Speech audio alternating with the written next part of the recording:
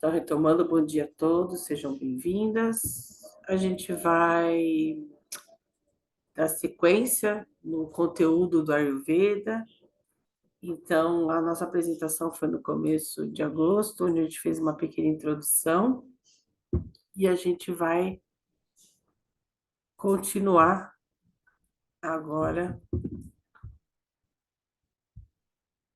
reforçando esse conteúdo. Então, hoje a gente vai aprofundar um pouquinho nos doshas, né, nos sistemas tridosha. Mas antes disso, eu queria comentar que eu vou ler um trecho sobre o uso da meditação. Normalmente, né, quando a gente faz nossa prática diária e nas aulas de Ayurveda. Então, atualmente, é muito comum vermos a prática de meditações em silêncio ou de meditações dirigidas, muito popularizadas pelo mindfulness.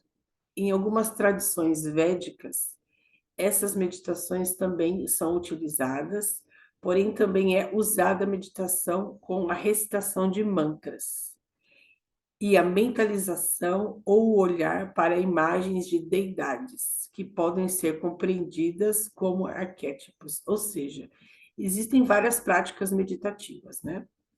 Então, tradicionalmente, antes de qualquer aula de Ayurveda, é entoado o mantra Adamvantari, que é divindade relacionada à medicina, à saúde e aos tratamentos. Então, antes de qualquer coisa, antes da gente iniciar a prática, assim, por exemplo, do yoga, a gente também usa uma harmonização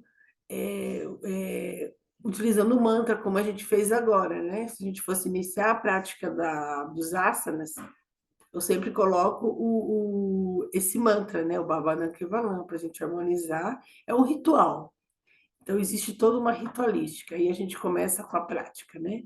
Dos asanas. O yoga, o Ayurveda, ele também segue essa ritualística, né? Então, antes da gente começar a passar o conhecimento, a gente faz uma menção, né? Do mantra. Então, esse mantra, ele é para o Deus relacionado à medicina. Assim, Dhanvantari está para o Ayurveda, assim como na medicina moderna, eu esqueci o nome do pai da medicina, Hipócrates. Hipócrates estava a medicina moderna. Então, estou colocando aqui qual é, na verdade, o mantra de Dhanvantari. Dhanvantari, essa é a imagem aqui no lado que vocês estão vendo, ele é representado, né? Ele sentado numa flor de lótus, ele tem essas 4 mãozinhas aqui. Então, 4 mãozinhas tem 4 elementos na mão dele. Então, ele tem uma sanguessuga. A sanguessuga ela é utilizada no tratamento natural do Ayurveda. Ele tem um chakra, né, que seria aquela roda, seria uma lâmina, né, que ele cortaria o mal pela raiz. Ele tem uma concha, né, para o despertar, e ele tem também um pote, e dentro desse pote tem o néctar da imortalidade, né? Então, o mantra é Om Namo Bhagavate Vasudevaya Davantaraye Amrita Kasala Hastaya Sarvamaya Vinashanaya Trailokya Anataya Shirima Havishna Namaha. Então, a tradução em português seria minhas saudações ao Senhor Dhanvantari, que está em todo lugar, na forma de inteligência. Saudações àquele que é o Senhor de todo o universo, que destrói todas as doenças e carrega em uma das suas mãos o pote do néctar da imortalidade.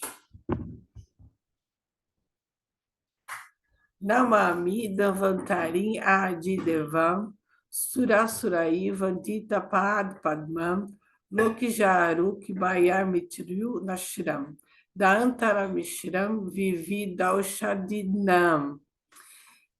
Eu me inclino na sua frente, Senhor Dhanvantari. Seus pés de lótus são respeitosamente adorados pelos deuses e demônios. Você tem poderes infinitos para salvar as pessoas das misérias das doenças, envelhecimento, medo da morte e outros sofrimentos. Ó Senhor, por favor, abençoe-me com sua graça e remédios para que eu possa também ajudar as pessoas com a cura de suas doenças. Aí a gente começa com o conteúdo dessa ciência, né? Da ciência da vida. Então, a gente comentou na aula passada sobre os Panchamahabhutas, que são 5 elementos que compõem a vida nesse planeta, né? Então, nós temos o éter, o ar, o fogo, a água, a terra, a água. E a combinação deles, a gente tem o dosha vata, o dosha pitta e o dosha kapha. Então, esses 5 elementos básicos, né, que são os Panchamahabhutas, né, os 5 grandes elementos, Pancha 5, Maha grande, Bhutas elementos. Então, dão origem aos 3 princípios básicos e vitais conhecidos como Tridosha, que são os principais fatores do pensamento ayurvédico, são responsáveis por governar todas as funções biológicas, psicológicas e fisiopatológicas do corpo, da mente e da consciência. Então, esse é o princípio básico do pensamento ayurvédico. E o pensamento ayurvédico, às vezes, ele não segue o pensamento do yoga. São ciências irmãs, que uma potencializa a outra. Porém, existe um pensamento ayurvédico, né? Então, tem coisas que são algo que é administrado, que é entendido na Ayurveda, mas ele não segue a vertente do yoga. Por exemplo, alguns alimentos. E, de acordo com a Ayurveda, eu só posso consumir aquilo que eu posso comer, né? Então, se eu passo algo na minha pele, então eu tenho que me atentar. Aquilo que eu estou passando é comestível, ou seja, esse comer que a gente fala, quando a gente insere, né, na cavidade bucal, ele tem aquele processamento digestivo, porque o que eu coloco na pele também ele passa pelo processo de digestão.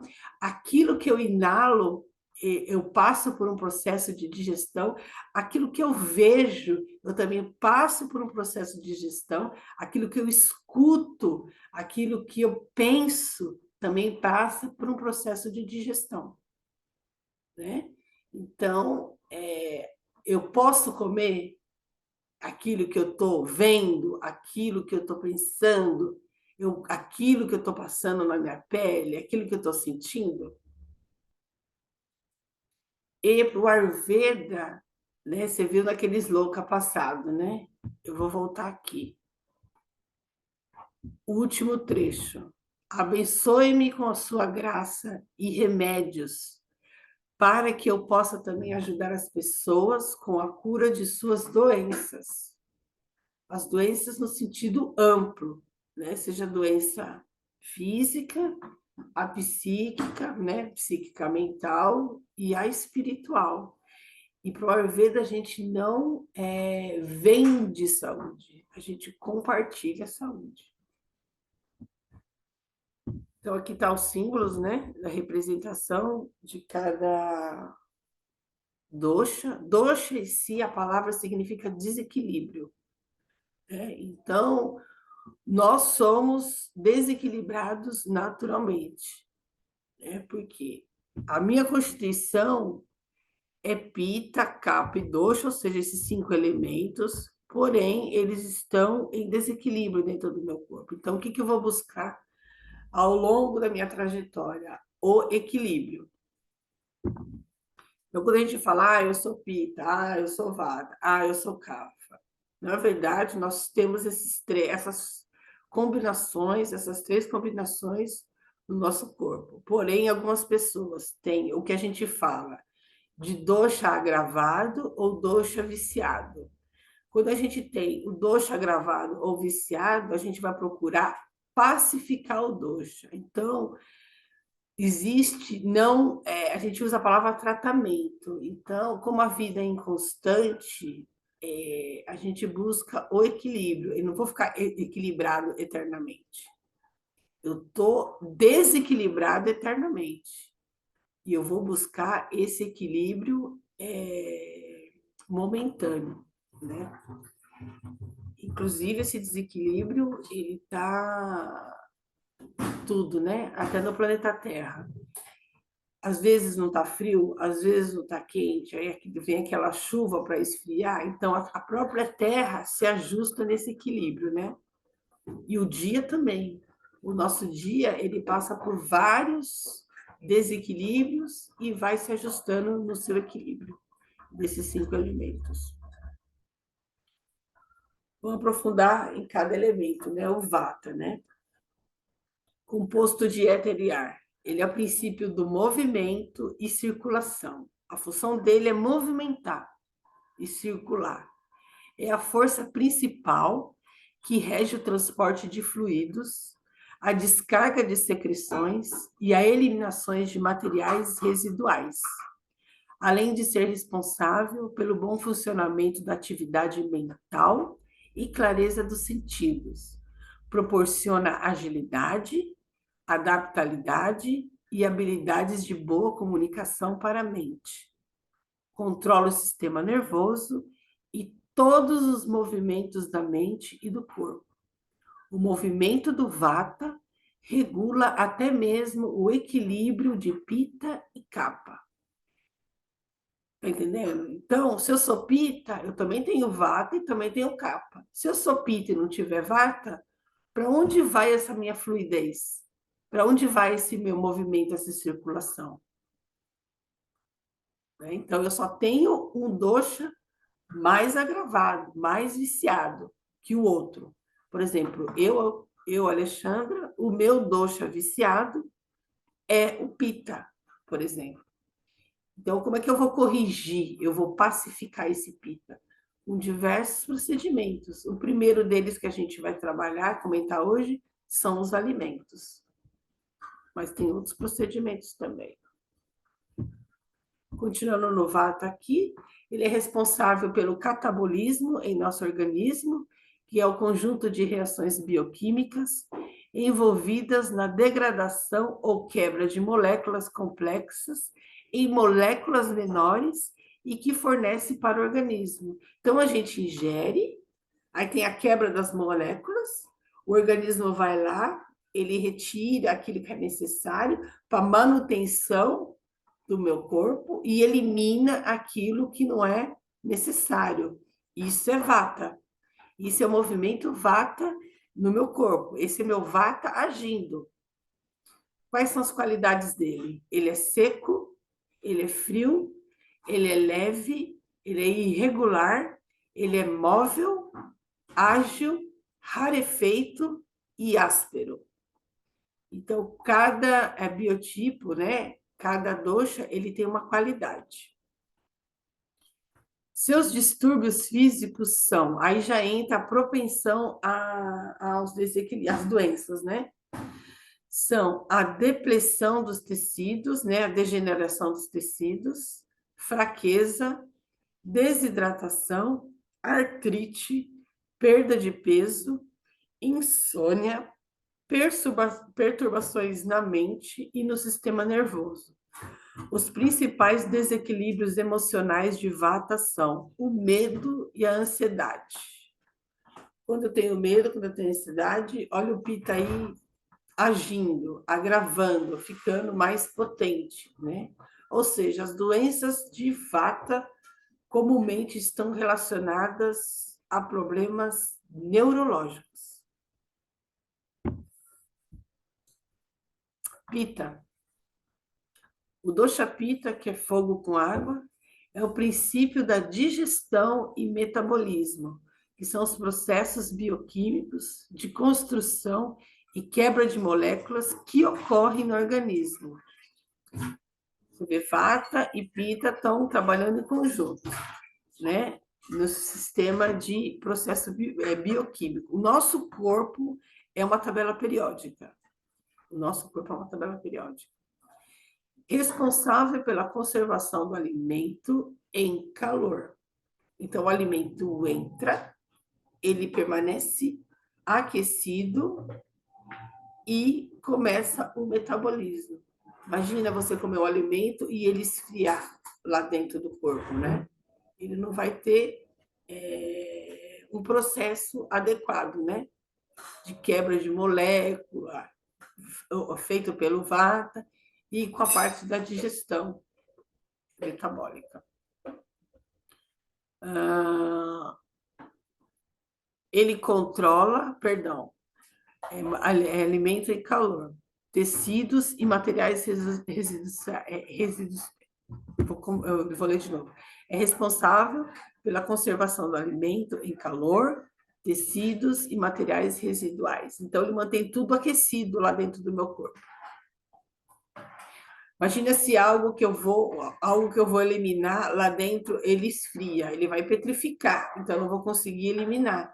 Então, o Pitta, como ele mantém o calor lá dentro do nosso corpo, ele faz com que, por exemplo, o nosso bolo fecal, ele saia, né, com mais facilidade, né? Porque o Vata tem fluidez, né? Então, o Pitta mantém quente. O Vata, ele expulsa, né? Ele elimina. Ele controla a digestão, metabolismo e o sistema endócrino. Olha aí, a gente vai trabalhar o biopsicologia, a prática dos asanas com o sistema endócrino, né? As secreções ali daquela região, né? Das glândulas endócrinas. Então, olha que importância que tem o Pitta. É também responsável pela percepção, pelo julgamento e pela determinação, e nos garante clareza e discernimento mental. Então, o Pitta ele é muito intelectual, muito mente. O Vata já é mais movimento, né? Agilidade para um lado para o outro. Ele está lá, voando, né? O Pitta já é mais racional. Qualidades: quente, oleoso, leve, intenso, penetrante, fluido, mal cheiroso e líquido. Então, a pessoa que tem um Pitta gravado e viciado exala odores, né? Naturalmente. Uma pessoa muito mal cheirosa, assim, nos líquidos que elimina na urina, nas fezes, no suor, tem cheiro forte, aí a alpita ali agindo, né? Principais distúrbios são febre, infecções, inflamações, sangramentos e a raiva. Então, a pessoa com pita gravada é uma pessoa raivosa, é sangue nos olhos, né? Como a gente fala, né? E está bem relacionado com infecção, né? A infecção, o sangue vai passar por todo o corpo, então ele leva por todo o corpo. Então, ele é responsável por distribuir essa inflamação no nosso corpo. Então, o que é uma inflamação? É aquela coisa que é quente e avermelhada, né? Quando aquilo está inflamado, quente e avermelhada. Então, se uma pessoa falar, eu sou Vata, como assim eu sou Vata? Eu também sou Pitta. Porque se eu não tivesse um Pitta, né? Como é que eu ia trabalhar minha digestão, meu metabolismo e meu sistema endócrino? Kapha. O dosha Kapha, que é a água e a terra, é o princípio da coerência e coesão. Rege a estrutura do corpo e é responsável pela formação de novos tecidos, pela hidratação, nutrição, lubrificação e proteção do corpo contra o calor, o vento. Olha aí, ó, ele trabalha em composição ao calor, ao Pitta e ao vento, ao Vata. Deteriorização e ruptura. Deteriorização e ruptura é Vata. Kapha é a base dos sentimentos e emoções, amor e carinho. Transmite estabilidade, calma e contentamento à mente. Responsável pelos processos de anabolismo, processo que constrói moléculas complexas a partir de moléculas simples, consumindo energia para isso. Olha que coisa maravilhosa. Qualidades de capa: pesado, oleoso, frio, estável, viscoso, denso e suave. Olha que coisa maravilhosa. Lembra que eu falei na aula passada que a gente tem nas nossas fases da vida o momento Kapha, o momento Pitta, o momento Vata? Se a gente olhar o descritivo, a gente consegue reconhecer aqui que o Kapha é o bebê e a infância, uma vez que ele está nesse processo de construção de moléculas. Aí eu entendo que a fase da adolescência e a fase adulta é a idade Pitta, hormônio, calor, né? Felicidade, que é transformação. Pitta, estou me transformando, estou saindo daquela fase capa, bebê, criança, indo para a fase Pitta. E aqui eu entendo que a fase Vata é qual? É aquela do idoso, do envelhecimento, vou perdendo tecido, né? Eu vou ficando mais sensível, né? O nosso corpo vai ficando mais sensível, perco líquido. O Vata é seco, né? Eu perco líquido no corpo, emagreço. Então, é o momento Vata da vida. Maiores distúrbios de capa, né? A nível físico, são o acúmulo da saliva, água ou excesso de desenvolvimento de tecido, especialmente adiposo ou gordura. Seu maior desequilíbrio emocional é o apego.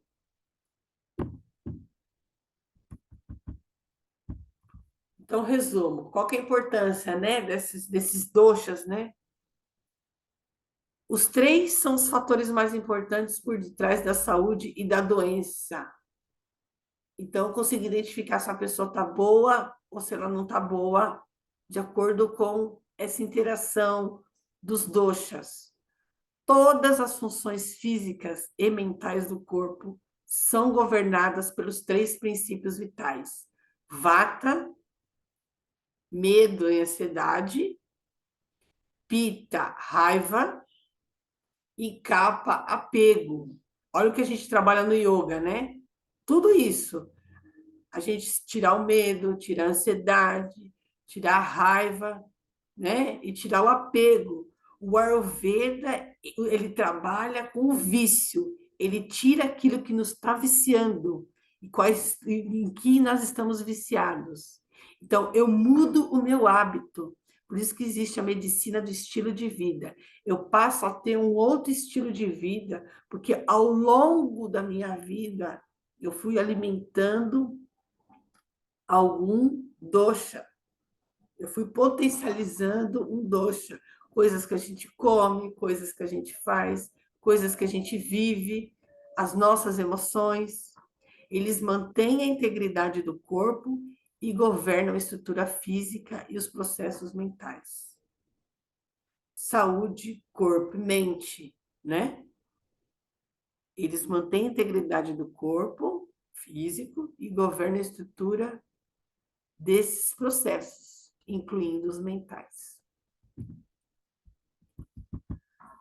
Não é fascinante a Ayurveda? Isso porque a gente só está nos doshas, hein? Depois, quando a gente começa a avançar, é maravilhoso. A gente começa a ter um pensamento ayurvédico. A gente está começando aqui a criar um pensamento. Uma racionalidade, né? Uma racionalidade médica que a gente fala. Como o nosso corpo tem o dia também, ele tem um relógio, né? O relógio, não é esse relógio que a gente vê as horas, né? Existe o relógio do Ayurveda. Olha que interessante aqui. Então vamos começar lá, 6 da manhã, quando a gente acordou hoje, por volta das 6 da manhã. Então, das 6 da manhã até as 10 da manhã, esse é considerado o relógio Kapha. E o que, que normalmente o Ayurveda. Olha o estilo de vida como a gente começa a mudar. Ele diz que a gente tem que se nutrir, trabalhar e checar as tarefas. É o checklist do dia. Das 10 às 14 horas é o horário pita. Então, o que, que a gente faz nesse horário? Trabalha, almoça, organiza e é estratégico, né? Então, a gente faz um checklist no horário CAFA. Ah, o que eu vou fazer? Vou trabalhar, vou dar aula, estou dando aula aqui, daqui eu vou dar aula, vou sair, pegar condução, vou para outro lugar. Então, daqui a pouco eu vou entrar no momento pita. A gente está agora no momento CAFA. Das 14 às 18 é o momento Vata. E esse é um momento ideal para a gente trabalhar nossa criação, fazer atividade física e executar as tarefas. Chegando ali na região do pôr do sol, entre as 18 e as 22 horas, chega o horário Kapha. E o que, que é ideal a gente fazer? Relaxar, finalizar o dia, se sociabilizar e ter um jantar leve. Em seguida, a gente volta para o momento pita, das 22 horas às 2 da manhã. Qual que é a diferença aqui? Aqui, o pita, ele tem o Agni. O Agni é o fogo digestivo. É uma digestão do que eu faço do dia, do início do dia e aqui do final do dia. Qual que é a minha digestão aqui? É um Agni sutil. E aqui é um Agni forte. Então, essa hora, que é o Agni forte, é a nossa maior refeição. Aqui é a nossa menor refeição. Então, o que eu vou fazer no horário pita sutil? Vou dormir, vou digerir pensamentos, vou produzir hormônios, né? Porque quando tem a troca do dia para a noite, a gente tem um movimento contrário de secreção, de produção hormonal. E essa produção hormonal, no período do Agni sutil, são os restauradores. No horário pita de manhã, são aqueles mais atuantes. Então, aqui eu diminuo, quer dizer, eu tenho uma produção, por exemplo, de melanina à noite, que me dá tranquilidade, me dá paz. E a cor verde dos alimentos, a cor verde das plantas, ela nos acalma. Então, aqui a gente trabalha a produção dos hormônios restauradores, melanina. Aí depois, entre as 2 da manhã até as 6 da manhã, a gente vai entrar no momento Vata, onde a gente sonha, a gente acorda, a gente faz as nossas limpezas, a gente elimina, a gente medita e faz exercícios também. Não que a gente vai para uma academia das 2 às 6 da manhã, né? Mas esse é o relógio Ayurveda. Alguém quer fazer uma pergunta, algum comentário? Ou tá tudo bem? Eu não estou vendo vocês. Tudo claro. Tá, maravilha. Então a gente vai, já está quase finalizando. Aí eu vou trazer aqui, né, o que, que a gente começa a trabalhar na terapêutica, né? Primeiro a gente começa a entender os alimentos que a gente pode consumir, né? Que é indicado o consumo quando a gente tem um agravamento de um dosha. Eu coloquei aqui o primeiro, o agravamento de dosha vata, quem tem um vata muito mais proeminente do que os demais doshas. Há uma sugestão de alimento. Note que, aquilo que eu falei, o pensamento ayurvédico, às vezes não segue algum pensamento de uma linhagem do Ayurveda, do yoga, tá? Então, pessoas. Alexandre, Oi, pode bom falar. dia, Namaskar. Máscara. Eu estava só me lembrando de uma coisa que eu ouvi falar quando eu estudei o CAFA, a gente fala CAFA ou capa, como Ca- você está falando? Então, capa, em sânscrito é capa. Kafa é porque a Ah, gente tem aquela coisa romana, né, do PH com F, né? tá, Farmácia, a gente fala farmácia ou farmácia? Farmácia, tá, né? Mas é capa. tá. Então, quando eu estudei um pouquinho, não estudei muito a Ayurveda, é, na descrição do capa, falava sobre o acúmulo de secreção. Aí você falou da saliva, mas tem as outras secreções, especialmente essas ligadas à respiração, né? Então, até foi dito assim, quanto que o leite contribui para formar esse muco do Isso, capa. Aí eu queria isso. que você comentasse um pouquinho isso. Sim, por quê? Porque o capa, ele é terra e água, né? Então vira aquela gosminha, né? O capa, assim, ele trabalha ele tem a secreção.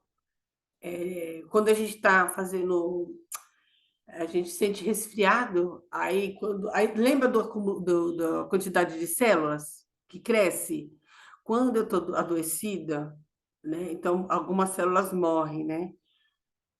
Não tem aquela pus quando a pus, por exemplo, é uma secreção quando está infeccionado, né? Então, quando aquela pus sai da pele, aquilo é um monte de célula morta.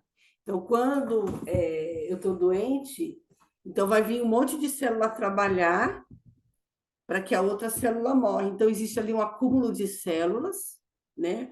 Para eliminar a outra. Então, aquele monte de célula que vai ser eliminada, que foi morta, ela está relacionada ao capa. Então, aquilo vira uma secreção. Lembra aqui, ó, no capa, que ele tem uma. Aqui, quer ver? É a coesão e estrutura do corpo responsável pela formação de novos tecidos. Como é que você forma novos tecidos? A partir do nascimento das novas células. Os tecidos é uma combinação de várias células. Então, o capa está relacionado com a quantidade desacelerada de células que vão crescer no nosso corpo. E aquilo que não é útil para o nosso corpo ele é eliminado, é uma secreção. Deu para entender? Olha que legal essa pergunta que você fez, né? Já é um pensamento ayurvédico. Por que que eu elimino Sim, secreção? Aham. deu para entender. E outra coisa que eu fiquei pensando, Amala, é que quando a gente tem aí nas fases da vida o Vata, né, na velhice, a gente tem essas qualidades acentuadas ligadas à secura, né, ressecamento, as articulações ficam enrijecidas, não tem essa maleabilidade, Exatamente. essa coisa. Mas Exatamente. uma coisa que é da qualidade do Vata que a gente perde na velhice, que eu fiquei pensando enquanto você falava, é a questão da mobilidade, né? Porque Vata é movimento e a gente vai tendo um ritmo mais lento, Sabe por né? quê? Por Sim, causa, era isso que eu por, queria ca- saber. por causa do capa. O capa, ele não é terra e água, ele trabalha ele está relacionado com sabe assim, tem as articulações, né? Tem as partes moles das articulações, né? Que é o espaçamento entre as vértebras. Então, aquilo eu vou perdendo com o tempo, né? Aí eu perco a mobilidade, porque ali fica o vata permeando e eu deixo de ter gordura nessas articulações. Eu perco a gordura, eu perco a capacidade de crescer mais células. Por exemplo, não vende por aí o pessoal tomando colágeno? Aí a pessoa fala assim, eu tô sem mobilidade, eu perdi colágeno, eu vou tomar colágeno. O meu corpo já não está produzindo colágeno, o que que é a produção de célula? É o capa, eu não tenho mais capa ali na articulação. Aí por isso que eu vou ficar enrijecida. O movimento não tá relacionado com a parte motora, o capa, o vata, não é com a parte motora. O capa é o movimento motor, porque eu tenho a articulação, o óleo, Aí que entra a oleação, que é um outro procedimento ayurvédico para eu levar, né, estrutura e mobilidade locomotora naquele lugar vata, que o vata está mais proeminente. Eu vou abrir a câmera, depois a gente conversa. Eu vou falar do alimento, a gente termina, aí eu abro a câmera. É rapidinho. É que a gente vai pensando um monte de coisa, a gente começa a se autoanalisar com o Ayurveda, né? Por isso que o Ayurveda, cada um é um na história, é um universo. E outra coisa, do alimento. A gente fala, não como isso, o que eu posso comer para substituir? Não existe substituição, tá? Porque um alimento não substitui outro. Um alimento é aquilo que é. Então, fala assim, não como carne, o que eu posso substituir com carne? Nada. Nada substitui a carne. Tem outras fontes de proteína. Não é uma substituição. Você só não está comendo aquele tipo de proteína. Você está comendo o outro tipo de proteína. Porque a constituição da carne, os doshas daquela carne, não é os mesmos doshas daquela outra proteína que você está consumindo. Cada coisa nesse planeta tem os 3 doshas. É um sistema tridosha. Vata dosha. Pessoas com vata dosha dominante devem priorizar alimentos como as proteínas, pequenas quantidades de aves, frutos do mar e tofu. Laticínios, leite, manteiga, iogurte, queijo e ghee. Frutas maduras e doces, banana, manga, morango, pêssego e ameixa. Só um exemplo, tá? Legumes e verduras cozidos e não sem cozido, né? Crus. É indicado para vata alimentos cozidos, beterraba, batata doce, cebola, cenoura, vagem, leguminosas, lentilha, grão de bico e feijão mungo, que é o moyashi, cereais. Por que o feijão moyashi mungo? Por causa dos gases. Os outros feijões, né, eles têm uma quantidade maior de produção de gás dentro do organismo. Assim como os queijos, assim como os laticínios, cereais, aveia cozida e arroz, castanhas e sementes de qualquer tipo, nozes, castanhas do Pará, semente de chia, linhaça e girassol, ervas e especiarias, cardamomo, gengibre, cominho, manjericão, cravo, orégano, tomilho e pimenta preta. Além disso, é importante ingerir alimentos bem cozidos e suculentos, como sopas e caldos, quentes e de sabor salgado, doce e ácido. Depois a gente vai entrar nos 6 sabores, tá? Vamos para o dosha. Pita. Proteínas, pequenas quantidades de aves, tofu e clara de ovo. Laticínios, leite, ghee e manteiga. Frutas doces e maduras, laranja, pera, banana, abacaxi, melão, coco e manga.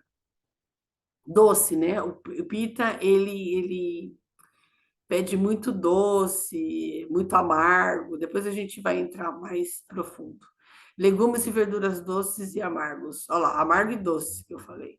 Repolho, couve-flor, aipo, pepino, abobrinha, batata doce, cenoura, abóbora e couve de Bruxelas. Por que doce e amargo? Porque o pita, ele tem muita raiva, né? Ele é sangue, né? Ele tem muito problema no sangue, trato digestório. Então a gente tem que focar nessa região do pita. Leguminosas de qualquer tipo, grão de bico, lentilha, feijão preto e feijão roxo, porque ele não tem problema com gases, né? Tanto é que o pita, a pessoa que tem o pita mais agravado, o bolo fecal dele, ele sai que é uma pasta. Sai que é uma pasta. Vegetais, cereais, cevada, arroz branco, macarrão e pão, porque ele gosta muito de exercício físico, muito músculo, né? Ele gosta de muita atividade física, ele é mais fortinho. Castanhas e sementes de abóbora, girassol e linhaça, ervas, especiarias, pimenta preta, cominho, canela, coentro, endro e cúrcuma. Endro é um tempero, tá? Utilizado muito na região ali do Oriente Médio para temperar aves, né? Carne em geral. E pessoas com Pitta Dosha dominante devem priorizar alimentos frios ou quentes. Olha a diferença do Vata, né? E com sabor amargo, doce e adstringente. Adstringente é aquele sabor que amarra a boca, tá? Por exemplo, fruta verde, é um adstringente. Kapha Dosha, alimentos, proteínas, pequenas quantidades de aves, frutos do mar e clara de ovo, leite desnatado, tudo é mais diet no Kapha Dosha, né? Leite desnatado, leite de cabra e bebida de soja, frutas, maçã, pera, romã, ó, de baixo teor glicêmico, né? Maçã, pera, romã, cereja é bem doce, e frutas secas também, que é um pouco doce, passas, super doce, fígado e ameixas. Legumes e verduras, folhas verdes, cebola, batatas, cogumelos, quiabo e rabanete. Leguminosas, lentilha, feijão preto e branco. Cereais, aveia, centeio, trigo sarraceno, milho e cevada. Castanhas e sementes de abóbora, girassol e linhaça. Especiarias, cominho, pimenta preta, cúrcuma, gengibre, canela, manjericão, orégano e tomilho. Recomendado também priorizar alimentos aquecidos e com sabores ácidos, amargos e adstringentes. Então, eu trouxe aqui uma receitinha que vale para os três. Não sei se vocês conhecem o Golden Milk. O Golden Milk é uma bebida muito comum na região da Índia, né? No Ayurveda, inclusive, né? Ele é usado há milhares de anos para tratar. Olha que coisa maravilhosa! É para os três: distúrbios digestivos, Pitta, dores articulares, Vata, prevenir resfriados, Kapha, auxiliar no sono, além de outros. Então, se utiliza na Índia leite animal, mas a gente sugere o vegetal, porque o leite de origem animal, atualmente, enfim, acho que não tem uma boa qualidade, né? Então, esse leite vegetal a gente pode mesmo a gente fazer, né? De coco, castanha, enfim. E o que é um golden milk, né? Que é um leite dourado. Essa é a combinação básica: o leite, a cúrcuma e uma pimenta, branca, vermelha ou preta. Leite, cúrcuma e pimenta. Leite aquecido, a gente faz a mistura, né? Que a gente vai chamar de masala, que a gente pode comentar nas próximas aulas. E colocar os temperos de sua preferência, né? Um cardamomo, um anis estrelado, um gengibre, um pau de canela ou canela em pó. E, né, quem quiser adoçar, sempre com açúcar mascavo ou demerara, não usar mel e evitar o açúcar refinado. Essa bebida é deliciosa. Um dia a gente pode fazer uma oficina dela também. Depois eu passo a quantidade também da receita. E aqui eu fecho com as referências que eu montei essa apresentação. Eu tirei de 2 revistas e da escola que eu estudei. Então, eu vou parar aqui de compartilhar. Vou parar também de gravar.